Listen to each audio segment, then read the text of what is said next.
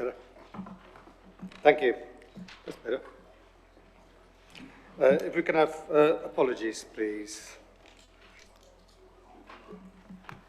We've received apologies from Councillor Stuart Hutchinson and Councillor Liddy and Councillor Michael Murwell and Councillor Perks as well. Chairman, apologies from Councillor Whittle, if you didn't already mention that. Councillor Whittle as well, thank you.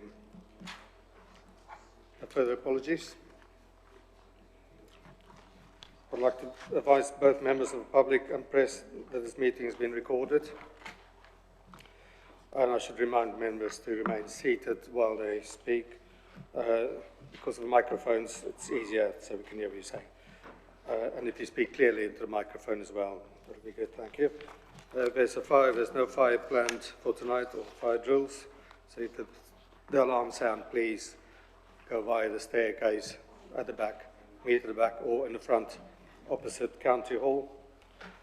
And would you ensure your mobile phones are off, switched off as well, please? And I will call for a 10-minute break after item number 7 on the agenda. And if I could ask members, please, not to approach the officers taking minutes in the front. It is very distracting. And if we can refrain from doing so. Thank you.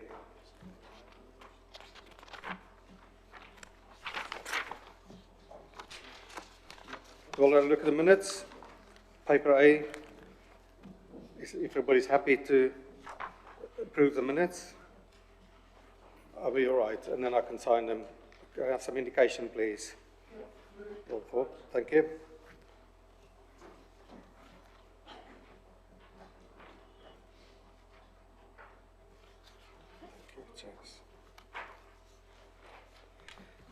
Are there any declarations of interest on items on the agenda, please? Nope, nothing to declare. We have got no written questions received from members of the public. If there are members of the public who would like to ask a question, please come up to the microphone and state your name and put your question, please. Thank you, Chair.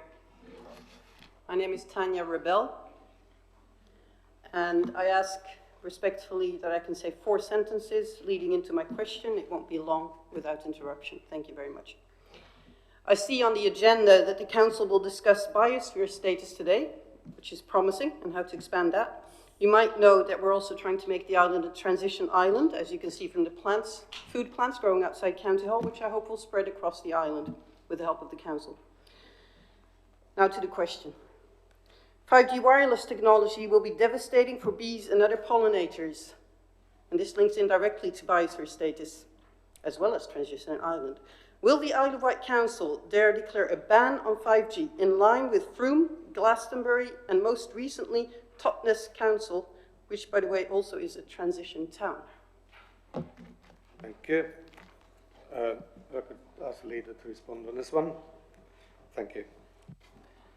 Thank you for your question. As previously communicated to you, at this time, the Isle of Wight Council has no plans to introduce 5G.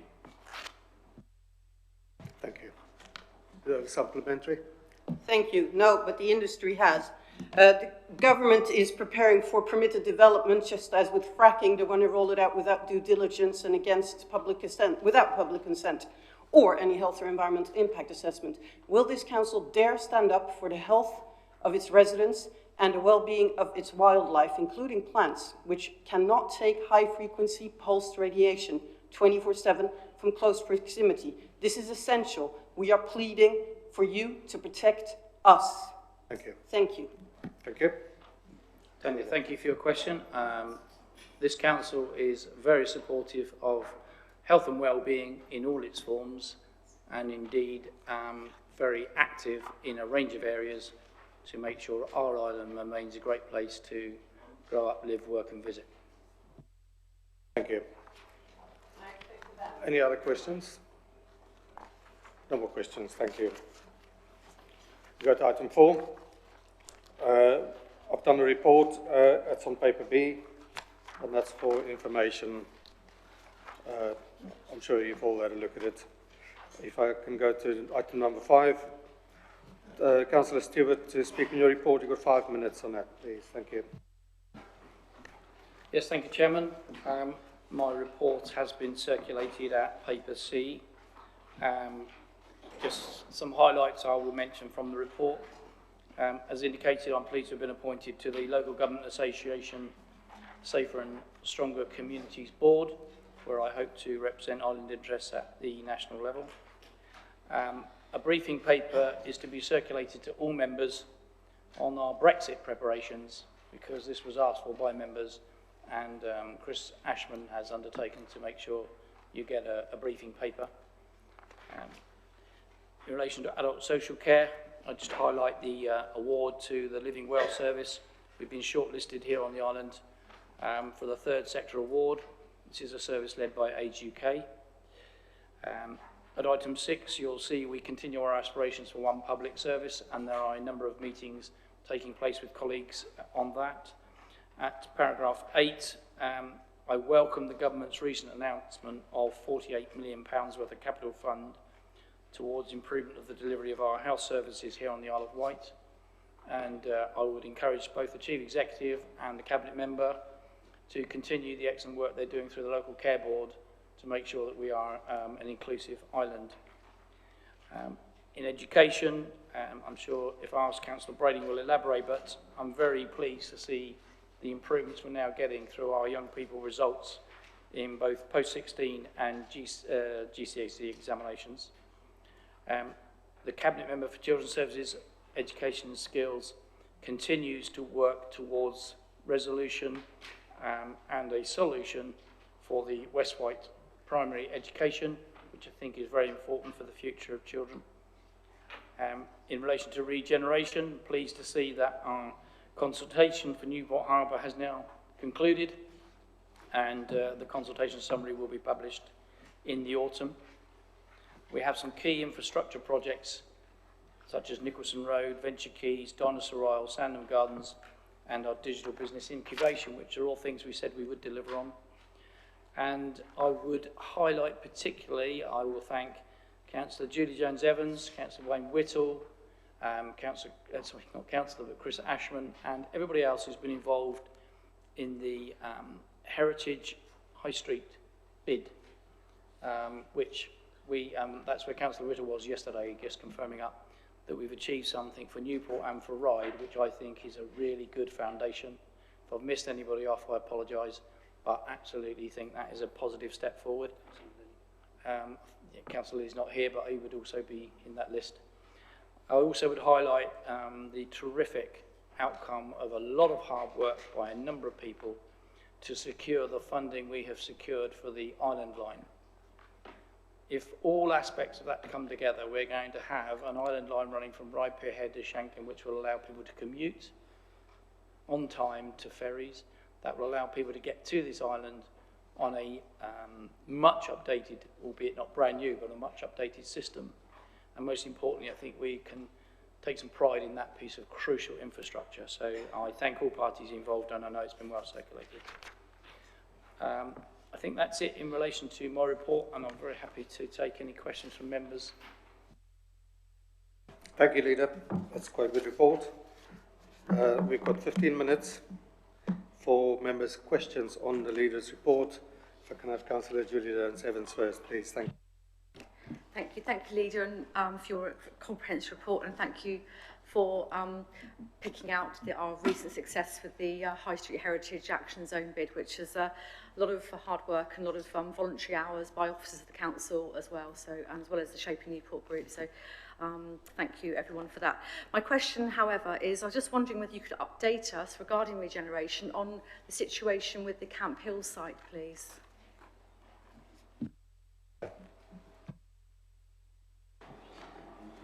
It's not referred to directly into the report.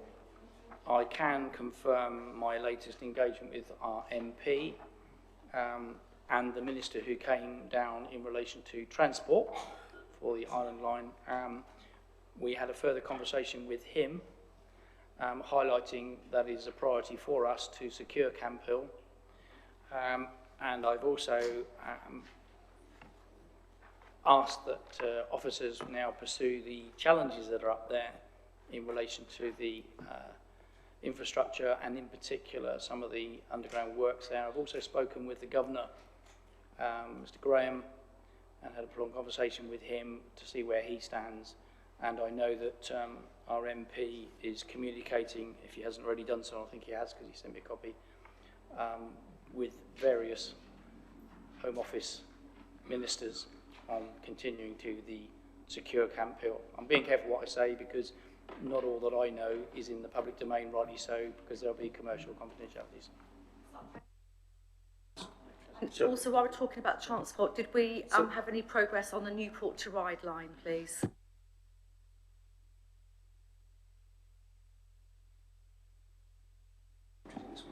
I think there was a follow-on from your first question rather than a supplementary, which we don't get with all these questions. In relation to the Newport to Ryde line, do you mean railway line? Yeah. So having, if you like, effectively secured what was most important, the priority, we will now be looking at that, and I've already had even conversations on the day of the celebration of the Island Line with a range of people, including the chairman of South West Railways, but also, more importantly, the Mr Beresford, who is very much supportive of the tram. And for me, and I'm an ambitious person, I think if we can secure connectivity between Ryde and Newport in whatever form we get it, is probably going to be as valuable to the island as the very good result on Island Line. Thank you. If I could have Councillor Ian Stevens next, please. Thank you, Chair.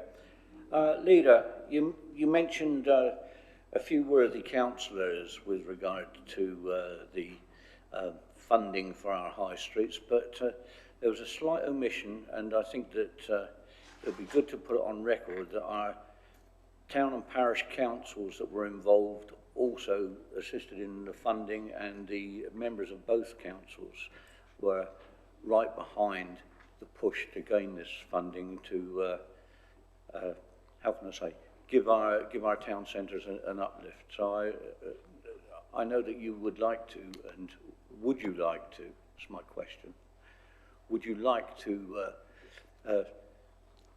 give voice to the appreciation of the town and parish councillors who voted to put in funding and time to assist with this bid?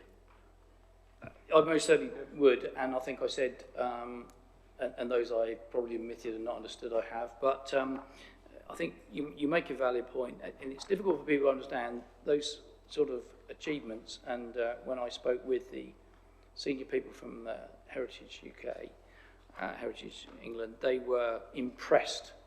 They were impressed with both their visit to Newport, which was a number of councillors and a number of other representatives, and their visit to Ryde, to the extent I can recall them saying when we had an evening seminar, just how overwhelmed they were with the quality of the bid, but also they actually saw for themselves what was on offer. So if you're asking me to extend my thanks to Ryde and Newport Town and Parish Council, or Newport and Carrisford Town and Parish Councils, very happy to do so, and also my thanks to them.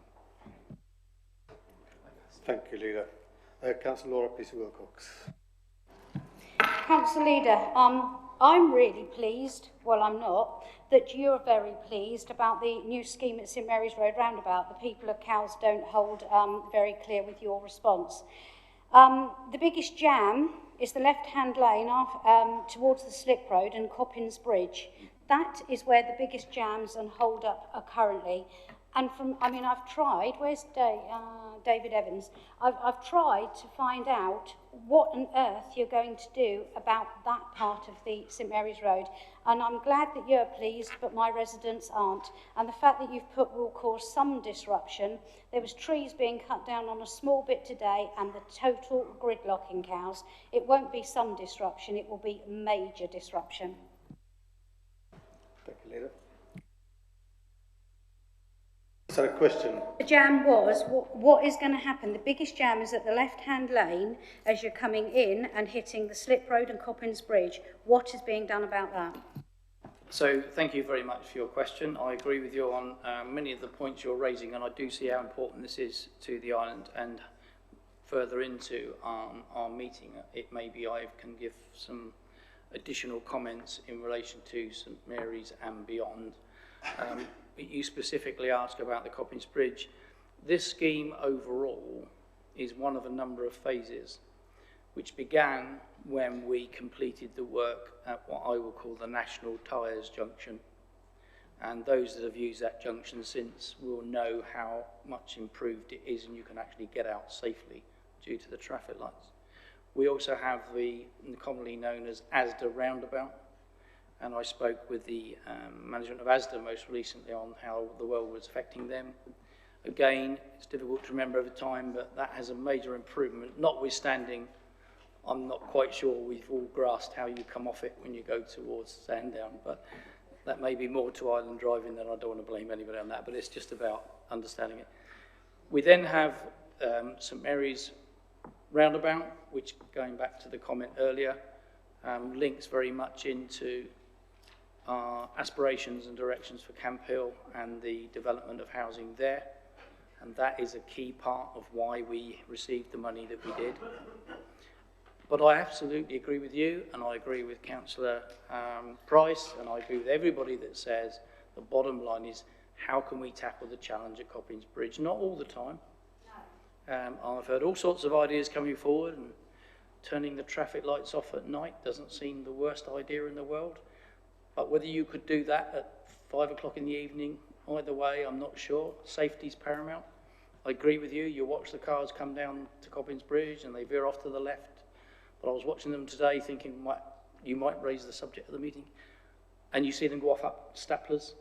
So there is quite an integral issue there. One of my consolations or pleasures is that when those lights are put in St Mary's, they will all be synced, and so that people will be managed through, and a lot of people don't understand that. What I will say, and it is as a direct conversation with yourself and others, including East Cowes Town Council and others, this administration wants to do more on the communication of what is going on. So it is our intention to make sure we have full-page information in the Isle of Wight County Press and the Observer so that the public can read about it. It is our intention to put that into our e-newsletter so that people can understand. It is our intention to put that on the website so that people can see the pictures. It is our intention to ensure that particularly Newport and Carisbrooke Town and Parish Council receive a proper and full briefing, whether or not they were offered that before. It certainly is a priority. It is our intention to run a public meeting so that those people who would like to can come along, be briefed on the presentation, and be able to ask some questions. And if the modern technology allows, we'd like to live stream that so that somebody out in West Wight can pick up the information and not have to try and get in. And all of these communication tools, I think, a bit like yourself, Laura, and I know you've had a briefing, for people to understand what is actually being proposed and why. On Monday, I go to a meeting of our good friends, the Hauliers. Some interesting characters there. I'll give my regards to Mr. Jenkins and Mr. Carter and co, who I'm sure will not be holding back in their views, at Island Roads, in order that people can understand, and more importantly, we can ask the question, is there any other solutions? Because you mentioned, quite rightly in my view, the Coppins Bridge. And I, like others, sit and watch that queue and just wonder why we're not just able to shoot them away to alleviate it, and you're agreeing with me. So, you know, nothing's tablets of stone, and I hope what I've said will reassure you that I think we can get through this and actually make sure that we get the communication out. Thank you, Leader. Councillor Brody, please pass your question. Thank you, Chair. Firstly, just to say how pleased I am to hear that the Leader of the Council has at last seems to have intervened in the ridiculous decisions of the project board for St Mary's not to communicate with the people of Newport and Carisbrooke, or much of the Isle of Wight, frankly, since they revised the design for that junction. Just moving on to the issue, the question I wish to ask of the Leader relates to infrastructure in paragraph 18, where he refers to the works on the Asda Roundabout. He's also referred to the what I call the Shy Junction rather than the National Tyres Junction, the Shy Junction, which weren't, as he states in this report, funded from the 9 million. They were actually funded by both Asda and Barrett's David Wilson as part of the arrangements for both the Asda supermarket and the Pan Meadows housing development. And I think it needs to be recognised they would have happened before any government grant towards highways, and I think that should be recognised. Looking at that roundabout, Councillor Stewart, I'm sure you probably come in every day of your life or every time you come into County Hall, and you'll be aware of the design faults on that roundabout, particularly if you're heading straight into Newport. Experienced drivers have very little difficulty with it, but a lot of drivers do have major issues with it. If you're following somebody from the south into Newport, as they come to the roundabout, they will stray into the right-hand lane instead of following it around the left-hand lane. Almost 95% of people that I follow on that road do that. That's a design fault. Designed by, as I understand it, exactly the same people who are designing the St Mary's Junction.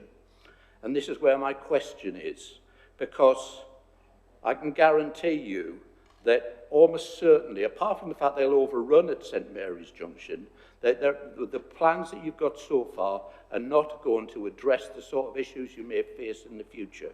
My question is, and it's a very straightforward question, in your report you use the word pride quite a lot of the time. Would you just acknowledge the old statement that pride comes before a fall, particularly when this overruns into the May 2021 elections, and we still have absolute chaos at St Mary's Junction, thanks to our seeming obsession with using island rogues and the consultant associated with them. Thank you very much. Thank you, Councillor Brady.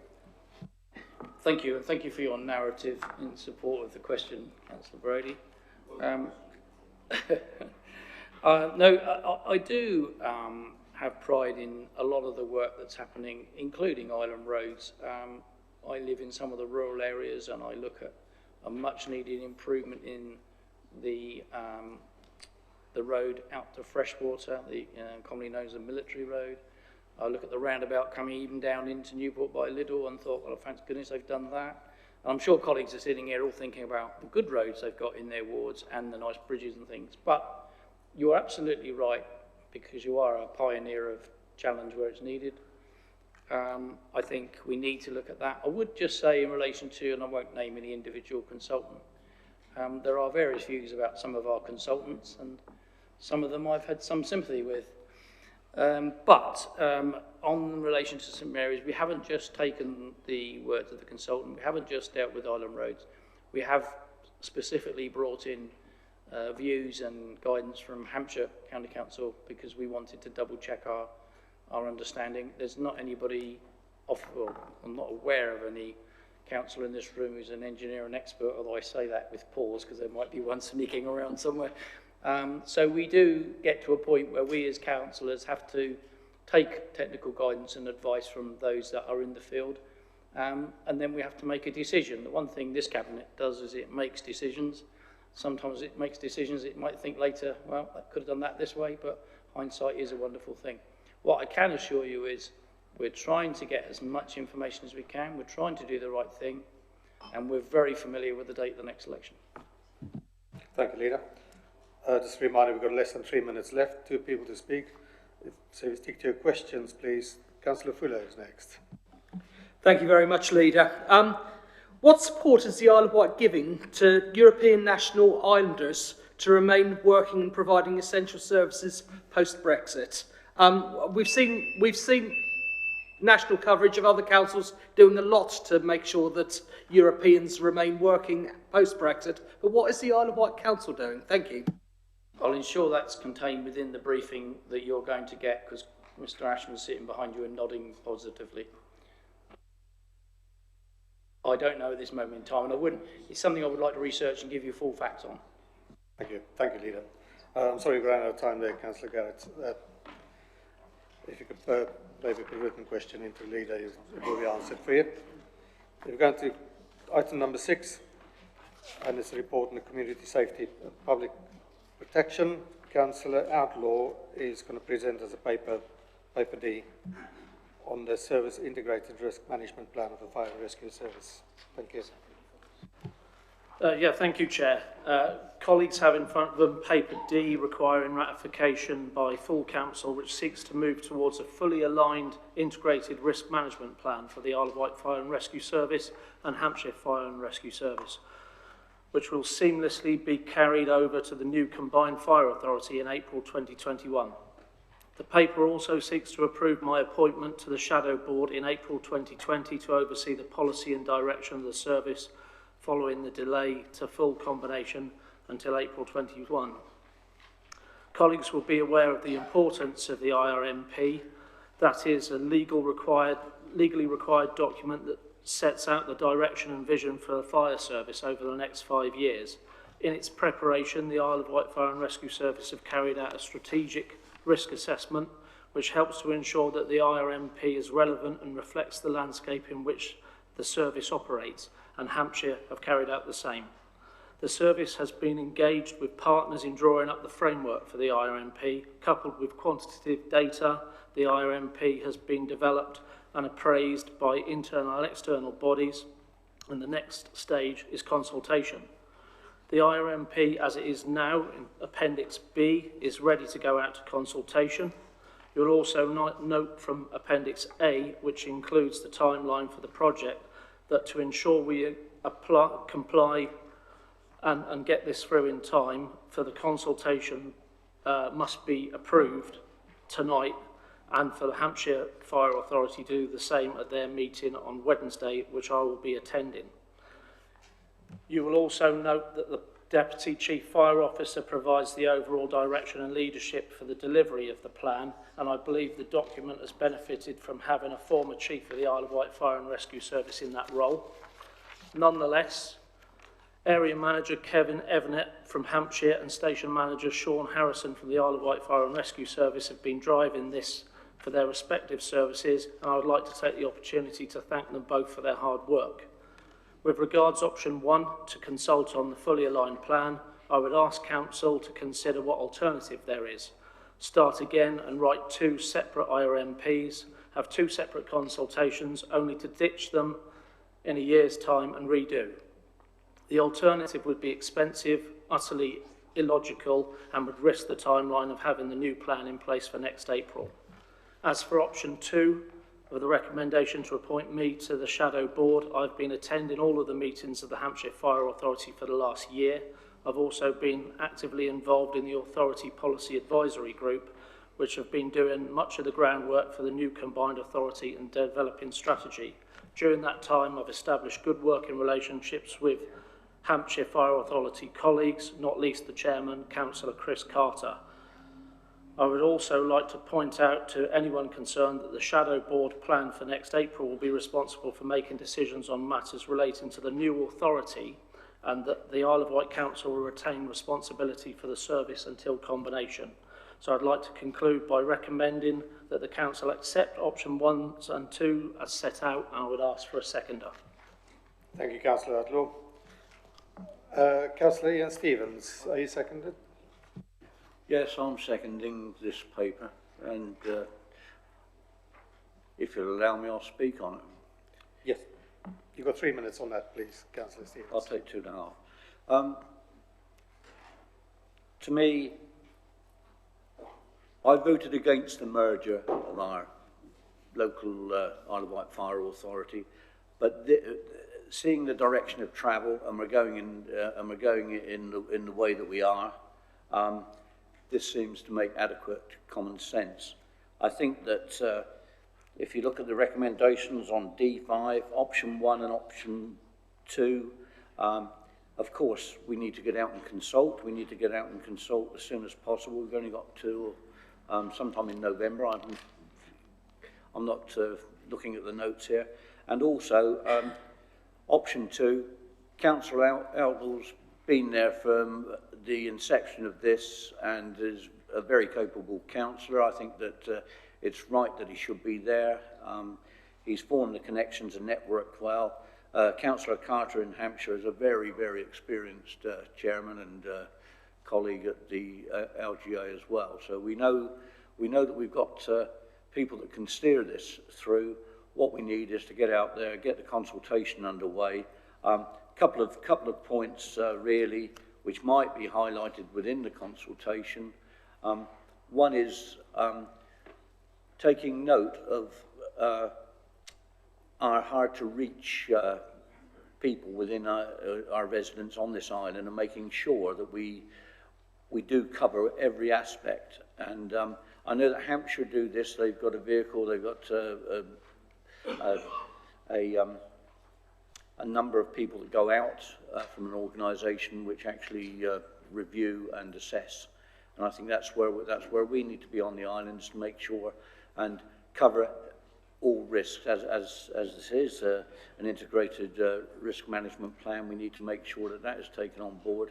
We also need to look at the possibility of part-time or on-call staff, and the availability of the same, because we are a holiday island, and a lot of the time we have people in employment who don't get released to attend fire incidents and traffic accidents. We need to make sure that we've got that covered. The other bit that I'd like to touch on was the Hmrc FRS inspection, and looking at what we're doing in regards to that is, and I really feel that we need to home in on that and make sure that not only do we take note of it, but we do continue to address some of the shortcomings that are therein, and also make sure that we build on what we've already got. We know some of the situations that have been highlighted. We need to address those. We also need to take, once again, heed of the governance of our fire authority, make sure that we get what we need is